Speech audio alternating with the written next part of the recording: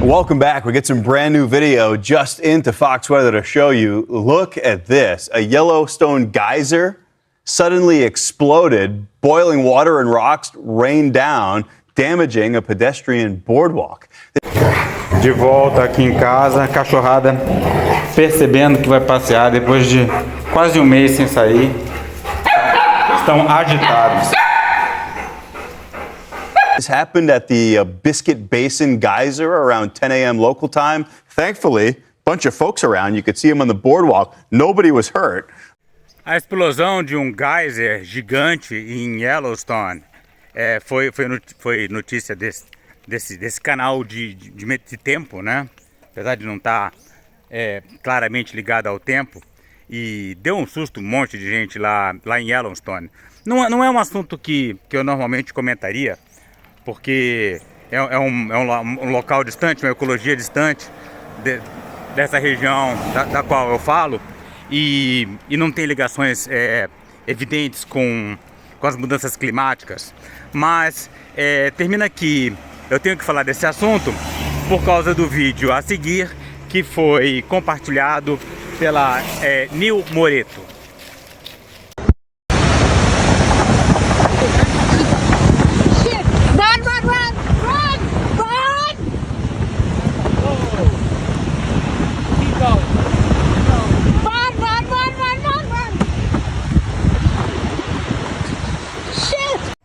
Nil compartilhou esse vídeo no Twitter com o seguinte comentário: eu acho que o planeta cansou de nós. Sei lá, tô sentindo. Aí o meu amigo Zé Floresta, que como eu curte uma boa polêmica, respondeu: até bonito pensar assim, mas é humanizar uma coisa que só é... Nossas consequências estão cansando da gente.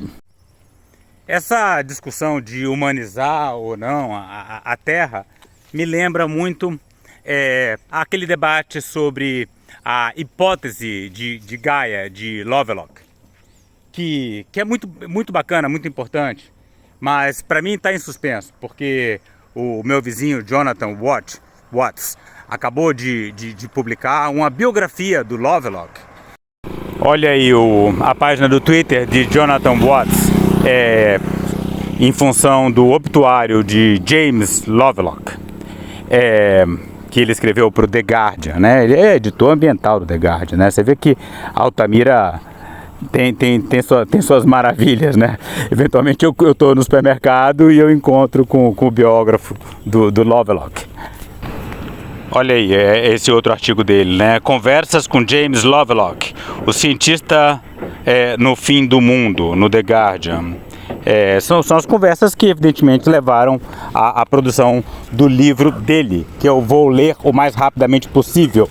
Preciso comprar um Kindle, que o meu estragou. Espero que já tenha sido lançado pela Amazon. E certamente falando muito de Gaia. E antes de eu fazer qualquer novo comentário sobre o assunto, eu preciso ler a biografia dele, né? Porque é uma pessoa que entende muito de Lovelock e de Gaia. Mas essencialmente a crítica à teoria de Gaia, né? Se é que dá para chamar de teoria, assim, é que os ecossistemas têm um nível de integração ambiental muito menor do que os organismos, né? Então, se você for pegar meu corpo, por exemplo, né? Claro que com a idade algumas coisas vão se desregulando, mas é tudo muito milimetricamente ajustado, né? Todos os nossos níveis fisiológicos, né? O meu e o corpo de qualquer um que esteja vivo aí.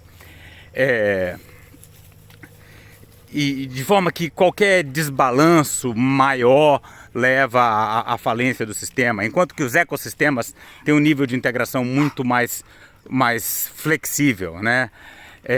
Somem algumas espécies, aparecem outras, tal, mas a vida continua, né? Então por isso que nós ecologistas, ecólogos, ficamos preocupados em comparar o planeta a um organismo. Você já deu soco no Lula? Quê? Nunca? Perguntaram se o Lula já perdoou o soco. Não foi soco, pelo amor de Deus, nunca tá maluco, pelo amor de Deus. Depois vocês espalham essas besteiras aí, o povo vai ficar me atacando na internet. Não. Mas por que esse vídeo se chama Desculpas a Nil Moreto? Né? É por causa da minha resposta que eu fiz a seguir, né? E que eu não posso ler, nem mostrar o print, porque eu apaguei, né?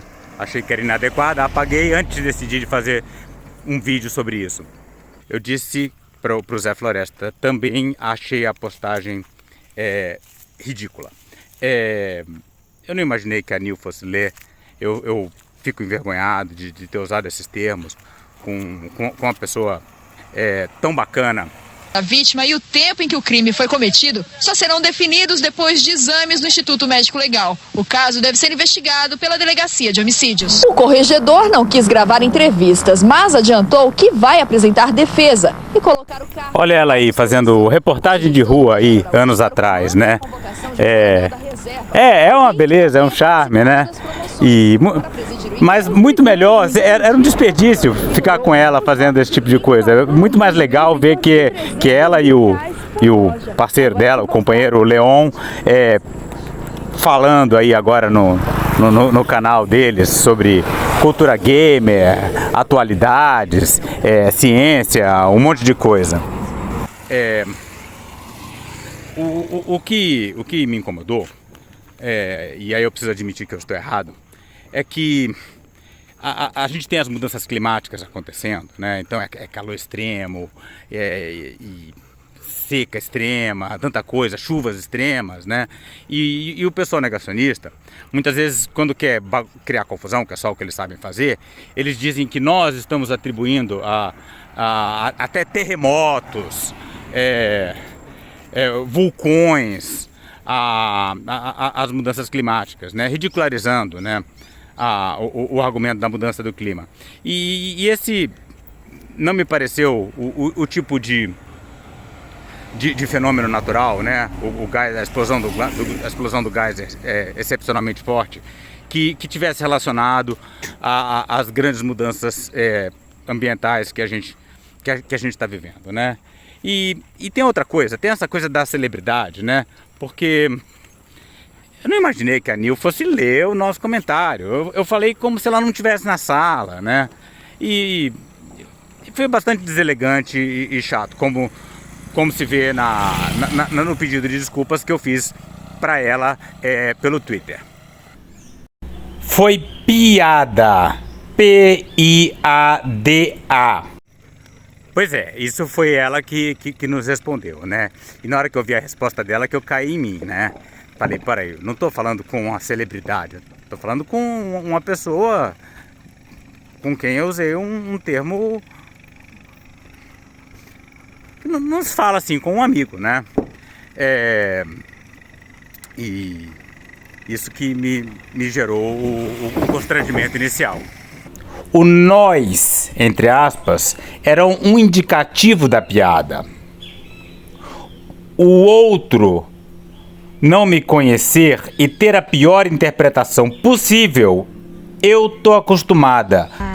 O Renan Santos, do MBL, xingou a youtuber Nilce Moreto de retardada, após ela fazer um comentário sobre comunismo e nazismo. Esse foi o tweet da Nilce. Existe muita diferença entre um regime autoritário que mata e o nazismo, que foi uma linha de montagem de genocídio. Pelo amor, não passe vergonha endossando o embaixapeiro nas besteiras que ele acredita.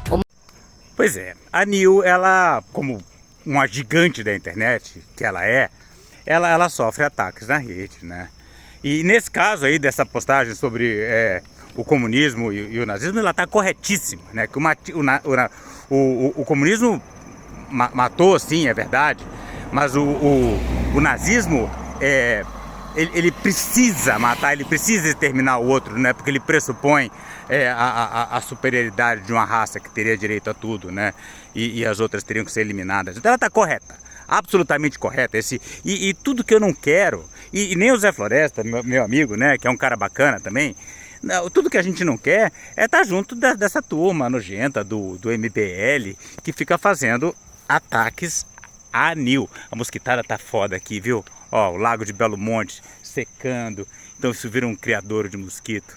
É um horror, tá difícil até de gravar o vídeo. Mas você poderia lembrar de todas as outras postagens em que já interagirmos e ter uma gotinha de boa vontade para entender que era só uma figura de linguagem. De fato, eu já tinha trocado uma ideia assim, já tinha tido um diálogo muito bacana, muito interessante com ela, né? Então eu falo essa coisa da celebridade e tal, mas apesar de ser uma gigante, ela conversa com os pequenos na internet. E assim, você sabe que o YouTube, o Twitter, né, ele é muito assimétrico, né? O de cima conversa com o de cima, o de baixo às vezes até fala, mas não é ouvido, né? Enfim, é a dinâmica das redes, né? Mas a Nil já tinha tido a gentileza de dar atenção para as questões que me preocupam, inclusive dar repercussão, compartilhando questões importantes. Mas de boa, sabe Deus o que vocês estão vivendo para perder a boa vontade com os outros.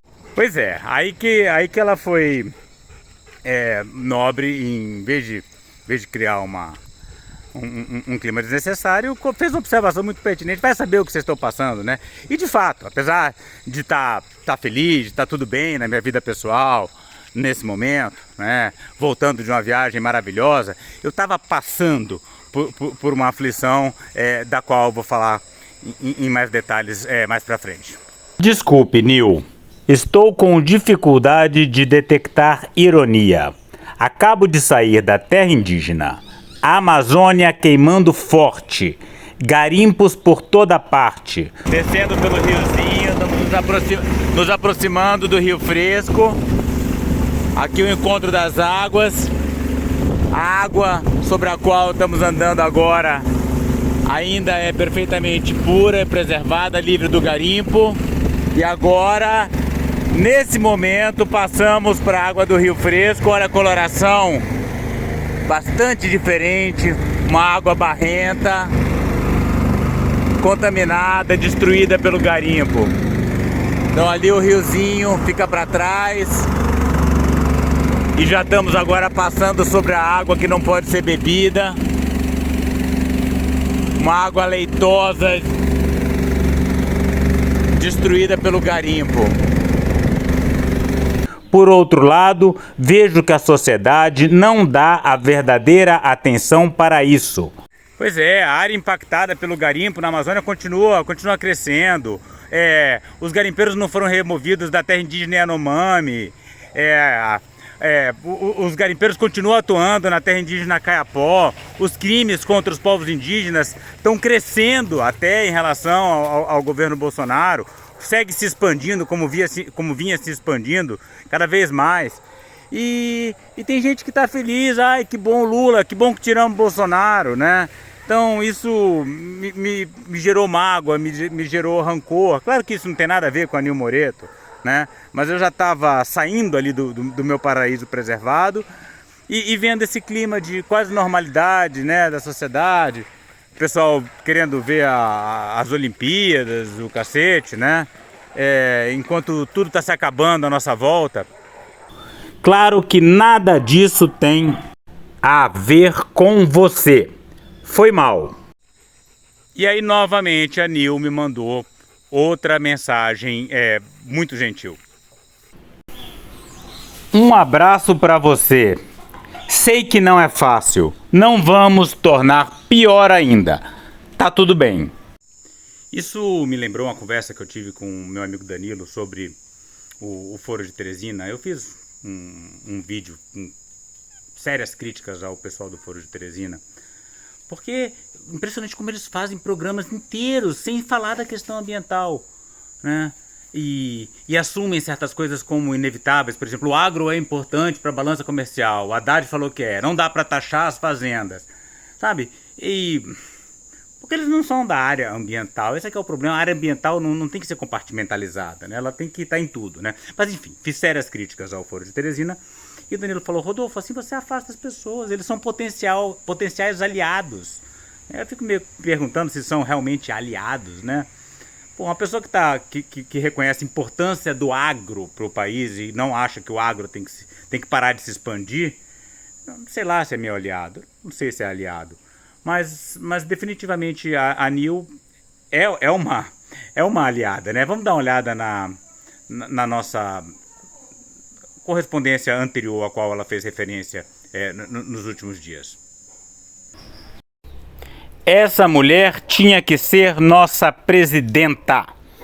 Marina gigante na CPI das ONGs. Pois é, essa postagem é de novembro do ano passado, né?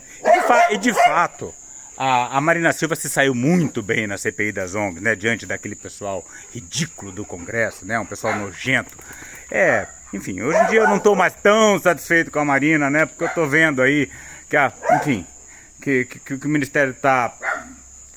Sim, ela é muito melhor do que o Salles, né? Mas o Ministério está fazendo muito menos do que deveria e ela continua dando esse selo verde do governo Lula, né?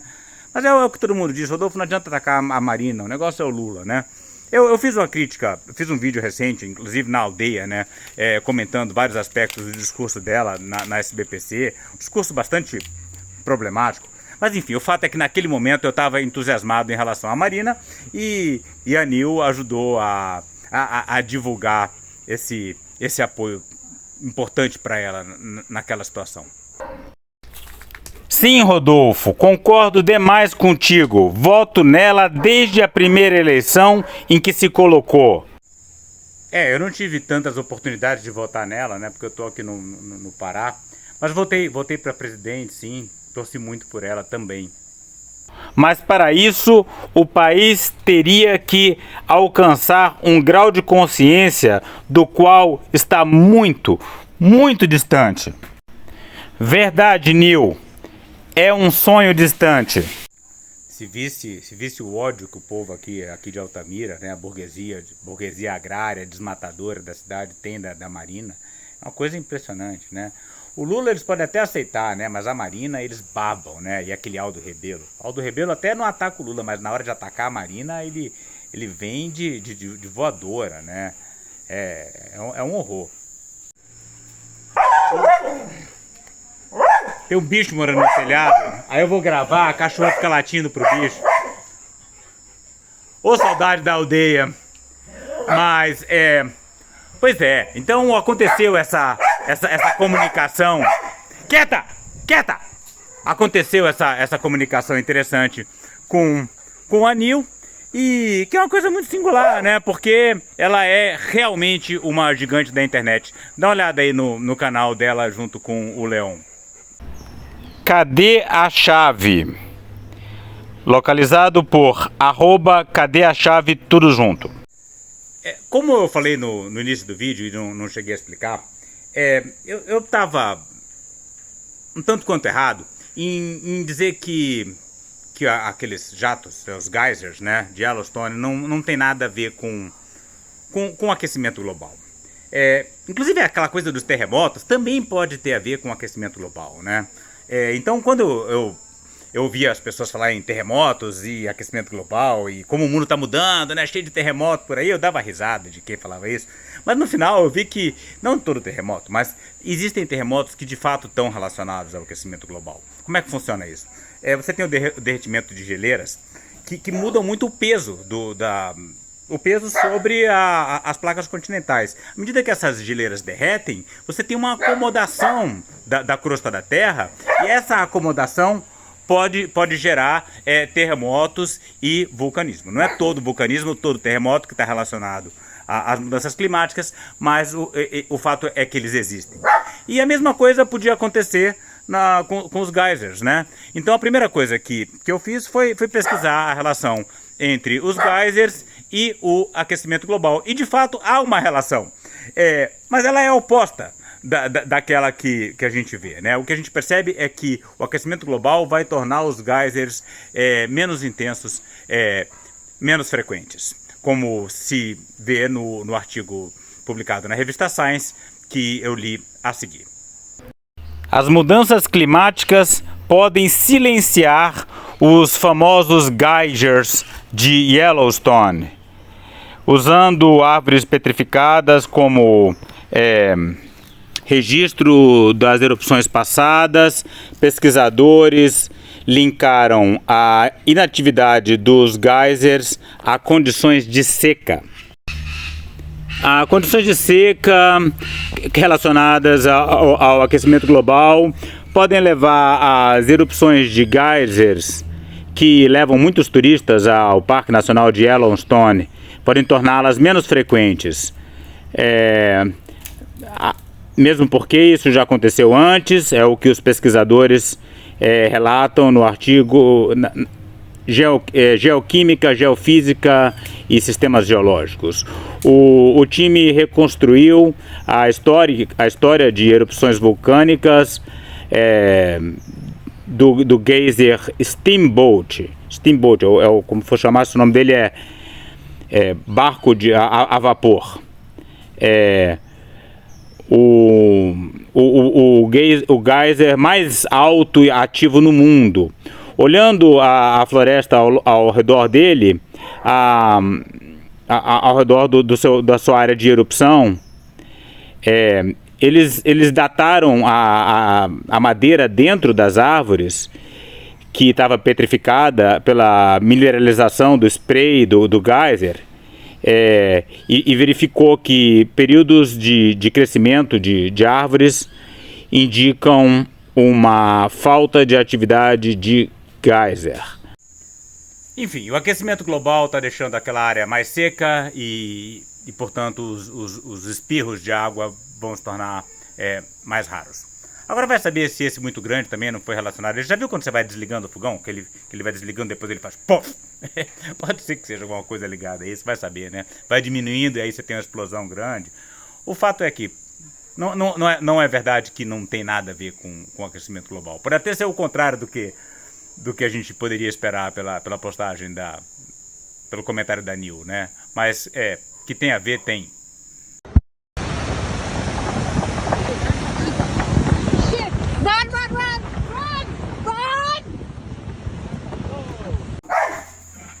É insuportável, não sei, eu acho que tem uma espécie de um gambá que fica morando aqui em cima, não sei se é gambá, qual é esse bicho, ele fica correndo e a cachorrinha fica alucinada, latindo pra ele. E aí eu não consigo gravar vídeo, mas além de... Quieta! Além de pesquisar essa questão dos geysers, né? Eu também fui pesquisar o que a Nil Moreto tem falado sobre meio ambiente, Amazônia, e encontrei muita coisa interessante. Nilce Moreto, quem se lembra dela aí, ó, grande youtuber, famosa, né? Famosíssima, faz... Esse cara aí é um imbecil, é um hater, né? Então eu comecei achando essa postagem desse idiota um trabalho fantástico no YouTube, porém, na época do Bolsonaro, ela falava, metia o pau, que era responsabilidade do Bolsonaro, a floresta amazônica, né? É claro que Nilce Moreto tava puta com o Bolsonaro intencionalmente destruindo a Amazônia, e ela não o foco do canal dela não é exatamente meio ambiente, então ela não tem obrigação de estar atualizando a incompetência do governo Lula de parar o desmatamento. Eu, por exemplo, tenho essa obrigação, porque eu falo sobre a Amazônia, eu falo sobre o meio ambiente, né? Então, para mim, isso é uma obrigação. Agora, cobrar que Nilce faça ataques a Lula da mesma forma que ela fazia a Bolsonaro, não é justo. Não é justo porque... Enfim, como eu disse, não é o foco dela, e Lula, por mais incompetente que seja em reverter o estrago criado por Bolsonaro, né, ele não incentiva diretamente a destruição da floresta, como o Raoni comentou recentemente numa entrevista, né?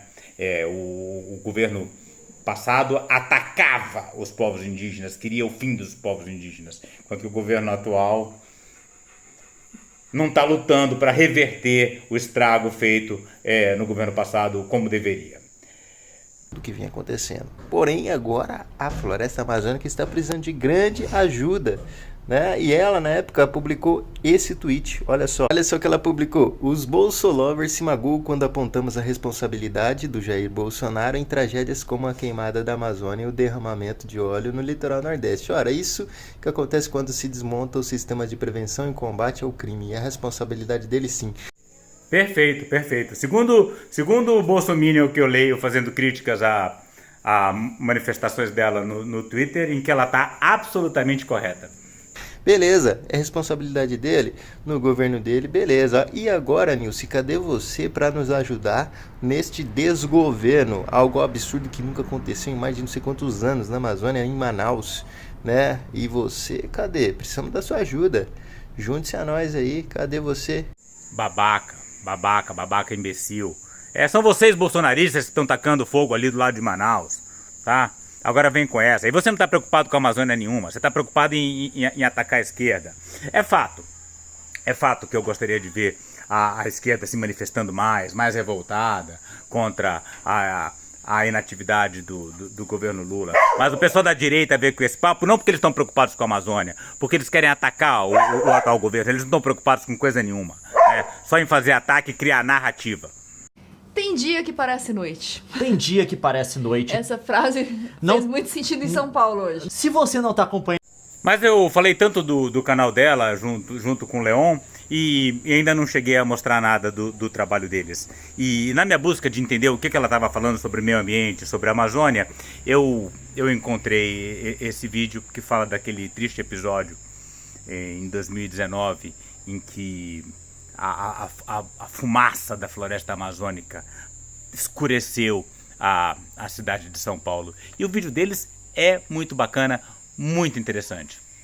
do Twitter, não tá acompanhando as notícias e não mora em São Paulo, você não sabe que a cidade de São Paulo hoje, às 4 da tarde, tava, tipo, escura. Tem várias fotos que a galera colocou no Twitter, os jornais também colocaram. E fazendo meme, né? Porque brasileiro faz meme com tudo. É, sim, claro.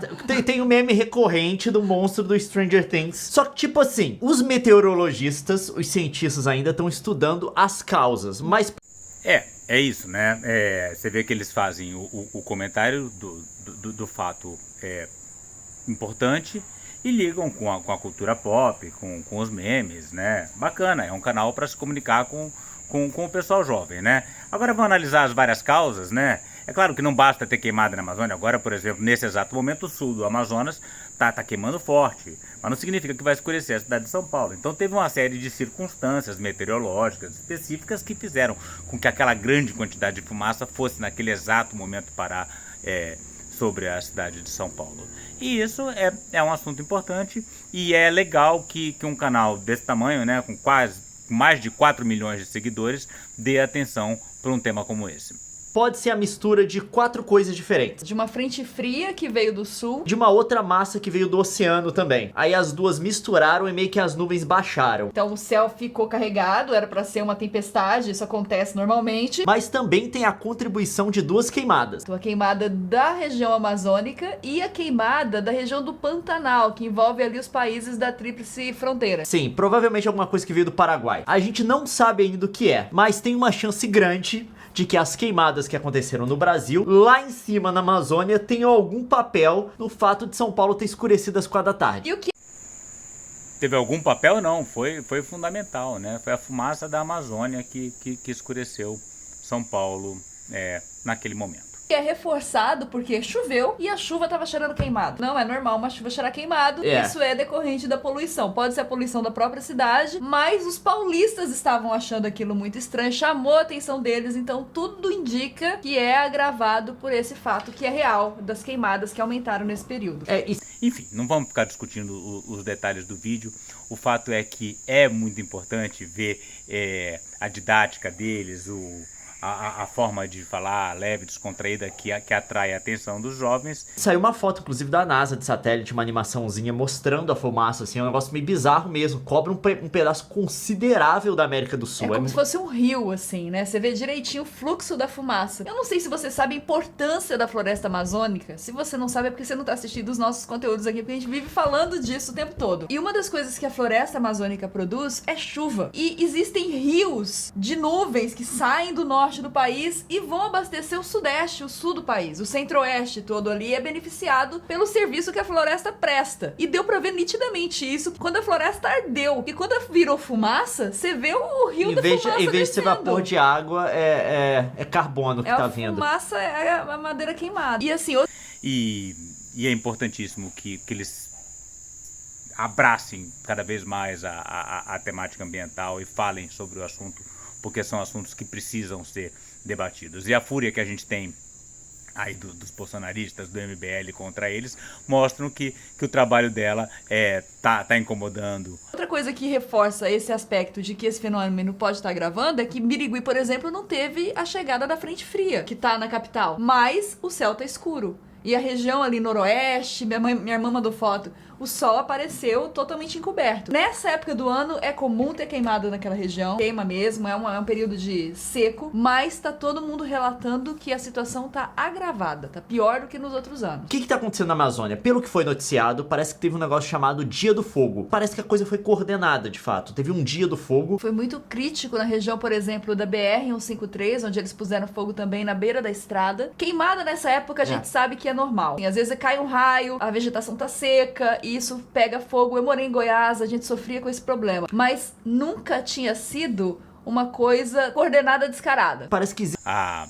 turma que quer seguir desmatando a Amazônia. E tudo que eu não quero, e o Zé Floresta também não quer, é estar junto desse pessoal que fez que faz cotidianamente ataques a ANIL e ao Leon na sua defesa da floresta amazônica naquele momento do governo Bolsonaro. existe de fato um sentimento de impunidade por tudo que a gente tá vendo até agora. Essas queimadas, até agora, não tem nenhuma notícia delas terem sido investigadas. A gente tem que entender uma coisa, porque existe um discurso muito errado nessa história toda de exploração da Amazônia. O próprio ministro do Meio Ambiente veio a público dizer que ele queria uma solução capitalista para a Amazônia.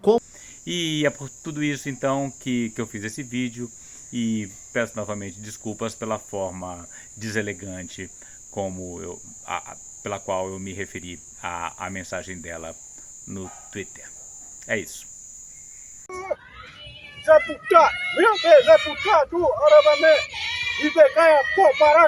Para saber mais e participar dessa luta radical pelos povos indígenas, a floresta tropical e a biodiversidade de modo geral, inscreva-se no canal, deixe seu like e comentário.